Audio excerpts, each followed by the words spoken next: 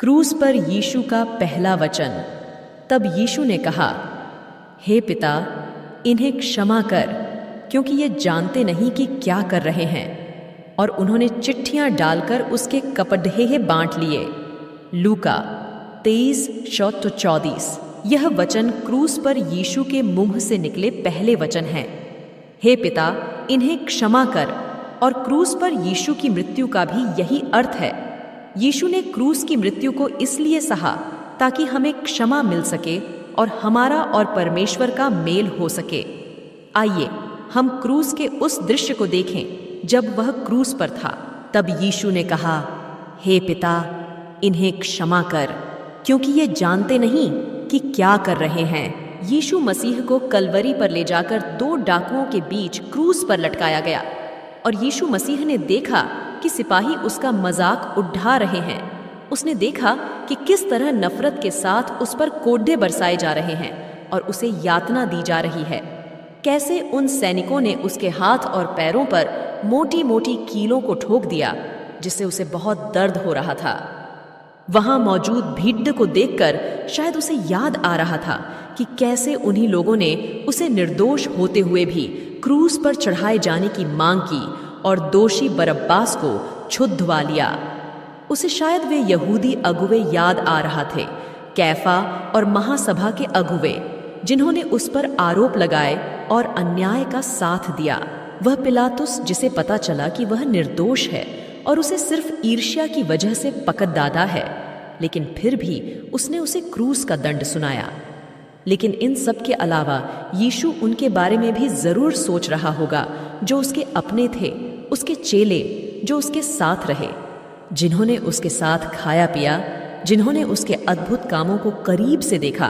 कैसे उसने आंधी और पानी को आज्ञा देकर शांत किया, कैसे वह पानी पर चला, कैसे उसने 5 रोटी 2 मछली से 5000 लोगों को खिलाया।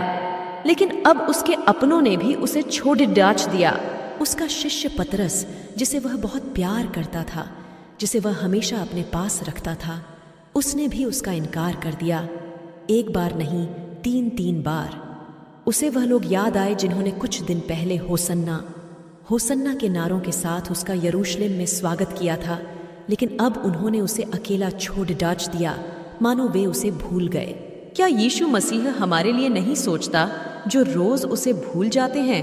क्या हम अपने जीवन में सदा उसे स्मरण रखते हैं? क्या हम हर समय उसके साथ खड़ीडीढी होते हैं? शायद नहीं। लेकिन क्या यीशु मसीह क्रोध से भर जाता है? नहीं। जब हमारे पापों के कारण उसे मारा पीटा गया और उसे बहुत कष्ट और पीड़ा दी गई, उस समय में भी उसका प्रेम प्रबल हुआ और उसने अपने पिता से हमारे लिए माफी मांगी। क्या इससे बढ़कर कोई प्रेम है? परमेश्वर हम पर अपने प्रेम की भलाई इस रीति से प्रकट करता है कि जब हम पापी ही थे, तभी मसीह हमारे लिए मरा। यीशु ने क्रूस पर कुर्बान होते हुए हमारे लिए अपने पिता से माफी मांगी और उसी क्रूस पर दी उसकी कुर्बानी से सारे मनुष्यों को अपने पापों से क्षमा प्राप्त होती है। इस धरती पर अपने अंतिम समय तक यीशु ने क्षमा का प्रचार किया। उसने अपनी प्रार्थना में हमें क्षमा करना सिखाया।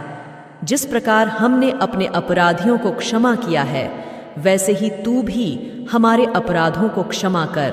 एक बार पतरस ने पूछा, हमें कितनी बार किसी को क्षमा करना चाहिए? क्या 7 बार? यीशु ने कहा, 7 बार तक, बल्कि 7 बार के 70 गुने तक। उसने कफरनहूम में लकवे के मारे के पाप क्षमा किए, व्यभिचार में पकड़ी स्त्री के पाप क्षमा किए। उसका जीवन प्रेम और क्षमा से भरा था।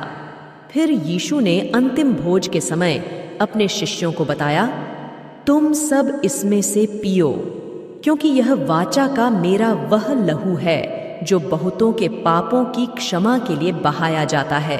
क्या आज आपने अपने को जांचा है कि कहीं हमसे जाने अनजाने कोई पाप तो नहीं हुआ? क्या आपने उसके सामने अपने पापों को माना है? आइए अपने आप को परमेश्वर के सामने ग्रहण योग्य प्रस्तुत करें। यीशु ने हमारे लिए अपने लहू को बहा दिया और वह हमारे पापों को क्षमा करने में विश्वास योग्य है। क्या आप दूसरे लोगों को उनकी उन गलतियों के लिए क्षमा करते हैं जिनसे आपको दुख पहुंचा है? अगर आप कहते हैं यह मुश्किल है, तो सोचिए, यीशु के लिए भी आपको क्षमा करना मुश्किल था, क्योंकि वह हमारे पापों को अपने ऊपर लिए मरा। अगर उसने हमें क्षमा किया, तो हम भी अगर अपने को यीशु का अनुयायी मानते हैं, तो अपने भीतर दूसरों को क्षमा करने का वही प्रेम रखेंगे जो यीशु में था। Amen. God bless you all. Channel को सब्सक्राइब कर दे, लाइक कर दे और इस वीडियो को आगे शेयर जरूर करें। प्रभु आप सबको ब्लेस करे।